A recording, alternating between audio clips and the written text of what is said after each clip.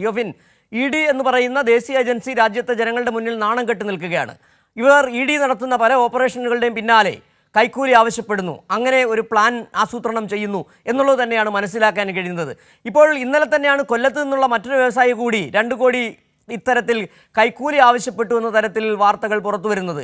ഏത് കേസിലായാലും മിനിമം 2 കോടിയാണ് ഇപ്പോൾ EDയുടെ ഉദ്യോഗസ്ഥന്മാർ ആവശ്യപ്പെടുന്നത്.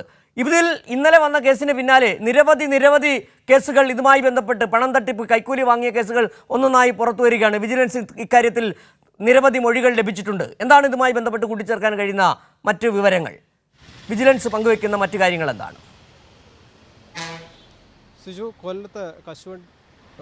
കൊല്ലത്തെ കശുവണ്ടി വ്യവസായിയുടെ പേരിൽ അദ്ദേഹത്തിൽ നിന്ന് കേസിൽ നിന്ന് ഒഴിവാക്കി കൊടുക്കാമെന്ന് പറഞ്ഞ് അദ്ദേഹത്തിൽ നിന്ന് 2 കോടി രൂപ കൈക്കൂലി ആവശ്യപ്പെട്ട കേസിൽ മുൻകൂറായി 2 ലക്ഷം വാങ്ങുമ്പോഴാണ് ഈ ഏജൻറ്റ്, അതായത് ശേഖർ കുമാറിൻ്റെ ഏജൻറ്റുമാരായ 2 പേർ, അത് വിൽസൺ, മുകേഷ് കുമാർ എന്നിവർ. വിൽസൺ മലയാളിയാണ്, കൊച്ചി സ്വദേശിയാണ്.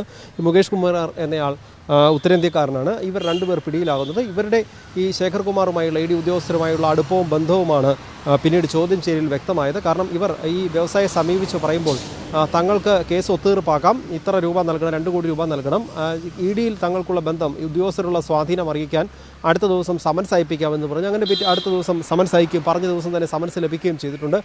അതോടുകൂടിയാണ് ഇവരുടെ ഇടനിലക്കാരാണെന്ന് ബോധ്യപ്പെട്ടത്. സംഭവം ഇദ്ദേഹം വിജിലൻസിനെ അറിയിക്കുകയും വിജിലൻസിൻ്റെ നിർദ്ദേശപ്രകാരമാണ് പണം കൈമാറുകയും ചെയ്തത്. ഇതോടുകൂടി ഒരു കാര്യം വ്യക്തമായിരുന്നു. നേരത്തെ തന്നെ വിജിലൻസിന് ED ഉദ്യോഗസ്ഥർ പലരും ഇത്തരത്തിലുള്ള ഒത്തുതീർപ്പ് ശ്രമങ്ങൾ നടത്തുന്നു, ഏജന്റുമാരെ ഉപയോഗിച്ച്.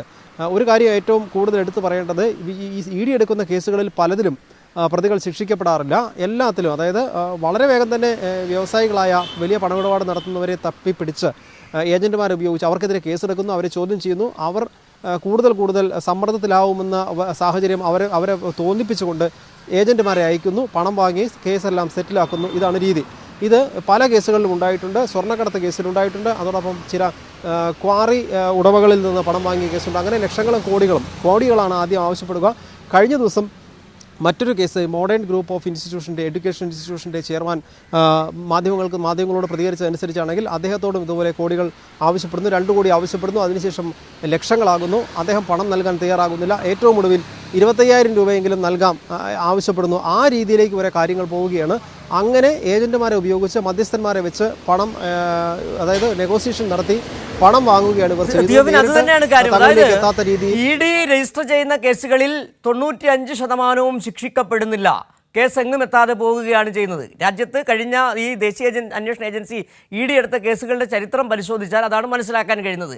അതിൽ നിന്ന് നമുക്ക് മനസ്സിലാക്കേണ്ടി വരുന്നത് ഇതുപോലെയുള്ള കൈക്കൂലി ഇടപാടുകൾ നാളുകളായി നടക്കുന്നുണ്ട് എന്നുള്ളതാണ്. ED കേസ് രജിസ്റ്റർ ചെയ്യുന്നത് തന്നെ ഇങ്ങനെ ആളുകളെ വെട്ടിലാക്കാനാണ്, പണം പിടുങ്ങാനാണെന്നുള്ള ഒരു ബോധ്യത്തിലേക്ക് എത്തിച്ചേരുകയാണ്. അതുകൊണ്ട് തന്നെയാണ് ED എടുക്കുന്ന കേസുകളിൽ 95% ശിക്ഷിക്കപ്പെടാതെ പോകുന്നതെന്ന് മനസ്സിലാക്കേണ്ടി വരുന്നുണ്ട്. രാഷ്ട്രീയ പാർട്ടികൾ, അതായത് BJPക്ക് വിരുദ്ധമായി നിൽക്കുന്ന രാഷ്ട്രീയ പാർട്ടികളെ നേതാക്കന്മാരെ കുരുക്കിലാക്കുക, അതോടൊപ്പം തന്നെ മറ്റ് വ്യവസായികളെ വിരട്ടി പണം പിടുങ്ങുക, അതിനുള്ളൊരു ഏജൻസി മാത്രമായി ED മാറിയിരിക്കുന്നു എന്ന് പറഞ്ഞാൽ അത് നിഷേധിക്കാനാകില്ല. അത്തരത്തിലേക്ക് പോകുന്ന കാര്യങ്ങൾ. സിജു, തീർച്ചയായും, അതായത് സിജു ഇപ്പോൾ സൂചിപ്പിച്ചതുപോലെ തന്നെ രാഷ്ട്രീയ എതിരാളികൾ, കേന്ദ്രം ഭരിക്കുന്ന പാർട്ടിയുടെ രാഷ്ട്രീയ എതിരാളികളെ എല്ലാം ഇത്തരത്തിൽ EDയുടെ ഇടപെടൽ നടത്തി അവരെ പരമാവധി ഓഫീസുകളിൽ വിളിച്ചു വരുത്തി ദിവസങ്ങളോളം ഇരുത്തി ചോദ്യം ചെയ്ത് അവരെ മാനസികമായി തളർത്തുക, അങ്ങനെ പാർട്ടികൾക്കെതിരായി, തങ്ങൾക്കെതിരെ നിൽക്കുന്ന രാഷ്ട്രീയ പാർട്ടികളുടെ നേതാക്കളെല്ലാം ഒരുപക്ഷെ അവരെ തെരഞ്ഞെടുപ്പ് പ്രചരണങ്ങളിൽ ഉൾപ്പെടെ പുറത്തിറങ്ങാത്ത രീതിയിൽ അവരെ സമ്മർദ്ദത്തിലാക്കുക, ഇത്തരം നീക്കങ്ങൾ.